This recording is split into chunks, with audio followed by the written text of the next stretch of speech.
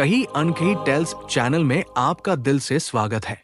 इस चैनल पर हम लाए हैं भारत और दुनिया भर की वो कहानियां जो कुछ कही गई हैं और कुछ अब तक अनकही ही रह गई हैं। तो चलिए आज सुनते हैं एक ऐसी ही रूसी प्रेम कहानी जो दिल को छू जाती है और मन में कुछ अनकहे एहसास बुन जाती है।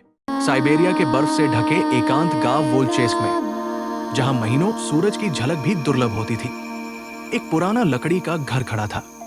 अकेला, वीरान और ठंडा।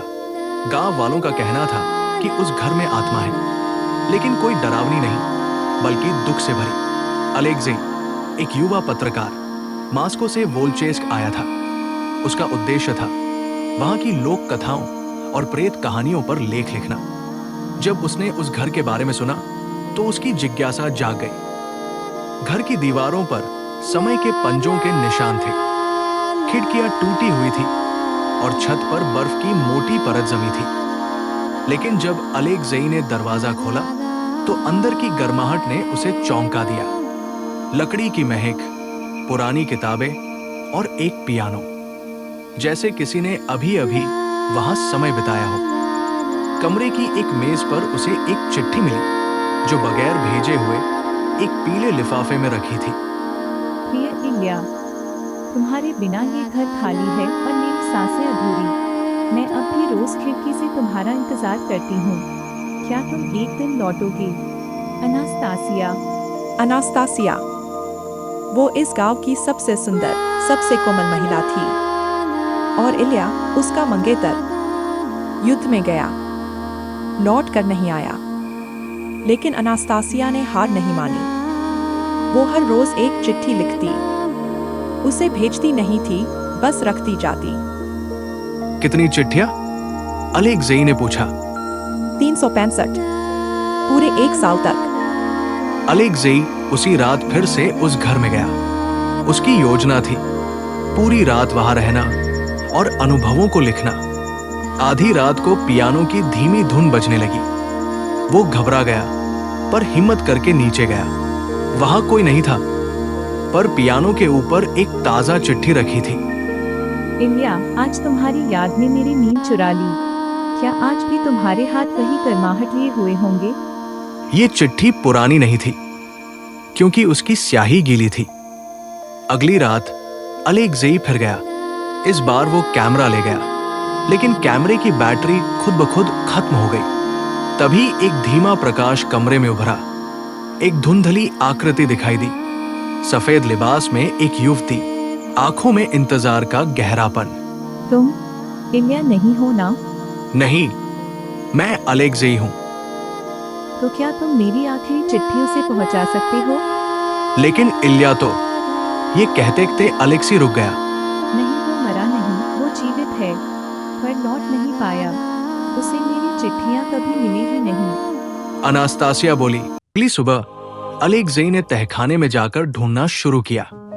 वहां उसे एक संदूक मिला जिसमें पूरी 365 चिट्ठियां थी, लेकिन एक आखिरी चिट्ठी का लिफाफा खाली था।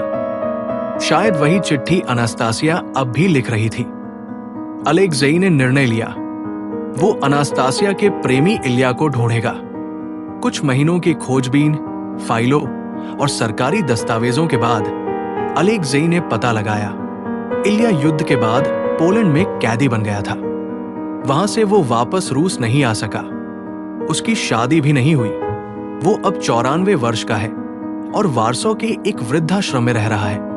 वार्सो के वृद्धाश्रम में 94 वर्षीय इल्या अलेक्जेई के सामने बैठा था। इल्या कांपते हाथों से चिट्ठियां पलट रहा था। हर एक लिफाफा जैसे बीते जीवन की कोई भूली धड़कन हो। कुछ देर तक पढ़ने के बाद उसकी आवाज टूटी, मगर भारी। नहीं, मुझे नहीं पता था, कुछ भी नहीं पता था। वो हर रोज मुझे लिखती रही और मैं वहां बस। उसने एक चिट्ठी को सीने से लगाया और फिर रोने लगा। अगर एक बार, सिर्फ एक बार मुझे ये खत मिल गया होता, मैं लौट आता, चाहे जैसे भी, जरूर लौट आता। कुछ पल बाद उसकी निगाह अलेक्जेई पर पड़ी। क्या अब भी कोई उम्मीद बची है? अलेक्जेई ने धीरे से सिर हिलाया और कहा, आपका जवाब। शायद उसकी आत्मा अब भी सुन रही है। अलेक्जेई ने वृद्ध इल्या को सहारा देकर वोल्चेस की ओर ले चलना शुरू किया। बर्फ से ढके रास्तों से गुजरते हुए वे उस पुराने घर तक पहुंचे जहां अनास्तासिया की स्मृतियां अब भी सांस लेती थी। घर के भीतर घुसते ही एक अजीब सी शांति थी, जैसे समय ठहर गया हो। तभी कमरे के कोने से एक प्रकाश फूटा। अनास्तासिया की आत्मा एक शांत मुस्कान के साथ सामने खड़ी थी। इल्या की आंखें भर आई। अगर एक बार, सिर्फ एक बार मुझे ये खत मिल गया होता। अनास्तासिया ने बिना कुछ कहे अपना हाथ बढ़ाया। इल्या ने उसे थाम लिया। अगले ही पल उसकी सांसें थम गई। चेहरे पर एक संतोष था। अलेक्जेई स्तब्ध खड़ा रहा जब उसने देखा कि इल्या की आत्मा एक युवा रूप में बदलकर अनास्तासिया की आत्मा के साथ एक हो गई। दोनों आत्माएं एक दूसरे में समा गई। कमरे में अब केवल अलेक्जेई था, एक गवाह, एक कहानी का आखिरी किरदार। गांव वालों ने कहा कि अब वो घर भूतिया नहीं रहा। वहां अब कोई आहट नहीं आती, कोई रहस्यमय रोशनी नहीं दिखती। अलेक्जेई ने उस घर को एक स्मारक में बदलवा दिया, प्रेम की प्रतीक्षा में। हर कहानी किसी न किसी की जिंदगी का अक्स होती है, शायद आपकी, शायद हमारे जैसी किसी और की। और याद रखिए, कहानियां ही तो है जो हमें जोड़ती है। हर रिश्ते में थोड़ा वक्त और थोड़ा सा प्यार जरूर दीजिए। अगर आपको ये कहानी अच्छी लगी हो तो चैनल को सब्सक्राइब जरूर कीजिए। वीडियो को लाइक और शेयर करना मत भूलिए। मिलते हैं नेक्स्ट वीडियो में किसी और कहानी के साथ।